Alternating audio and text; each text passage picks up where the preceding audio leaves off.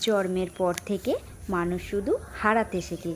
প্রথমে হারায় মায়ের কোল, তারপর খেলনাগুলো, তারপর স্কুলের বন্ধুবান্ধব, তারপর শৈশবের নির্মল হাসিগুলো। এইভাবে মানুষ প্রতিনিয়ত হারিয়ে ফেলে প্রিয় মানুষগুলোকে, ভেঙে যায় নিজের গড়া স্বপ্নগুলো। কখনো কখনো নিজের অনিচ্ছা সত্ত্বেও নিজের হাতেই নিজের চাওয়া পাওয়াগুলোকে মেরে ফেলতে হয়।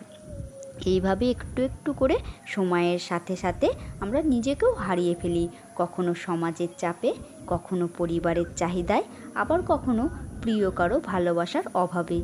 এই জীবনটা একটা ট্রেনের মতো, সব স্টেশনেই কেউ না কেউ নেমে যায়, আর আমরাও শিখে ফেলি হারিয়ে ফেলার মধ্যে বেঁচে থাকা কীভাবে খুঁজে নিতে হয়। সব কিছুর পরেও একটা প্রশ্ন থেকে যায়, শেষ পর্যন্ত নিজেকে কতটুকু ঠিক রাখবো বা কতটুকু হারিয়ে ফেলবো।